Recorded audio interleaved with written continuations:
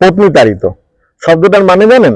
শব্দটার মানে হচ্ছে যে বাড়িতে সকাল সন্ধ্যে স্বামী স্ত্রীর ঝগড়া চলে এবং বেশিরভাগ ক্ষেত্রেই ভদ্রলোক পরাজিত হয়ে গজগজ শুনতে শুনতে অফিস বেরোয়। তো এরকমই একজন ভদ্রলোক হঠাৎ করে সুযোগ পেয়েছেন অফিসের কাজে, বেশ কিছুদিনের জন্য বাইরে গেছেন। রোজ সকালবেলা উঠে বউয়ের ঝগড়া খিচখিচানি কিচ্ছু নেই, মনের আনন্দে চাকরি করছেন।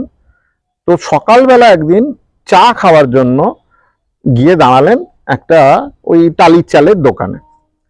ভদ্রমহিলা ছেঁড়া কাপড় পরে উনুনে আঁচ দিচ্ছেন। ভদ্রলোককে দেখেই বলল, একটু পরে আসুন, এখন চা হবে না। দুপাক হেঁটে ভদ্রলোক ফিরেছেন। উনুনে তখন কয়লার ধোঁয়া উঠছে, আর ভদ্রমহিলা আদা কুটতে বসেছেন চায় দেবার জন্য। ভদ্রলোক বললেন যে, চা কি হবে? বললাম তো দেরি হবে। তখন ভেতর থেকে একজন বয়স্ক ভদ্রলোক বেরিয়ে এসে বলল, দাদা আর একটু অপেক্ষা করে যান। তখন ভদ্রলোক বলল যে, না না, আমার বেশ ভালোই লাগছে, আসলে অনেকদিন সকালবেলা চায়ের আগেই মুখ ঝামটাটা পাইনি, তো সেই জন্য আপনার স্ত্রীকে দেখে আমার স্ত্রীর কথা মনে পড়ে গেল।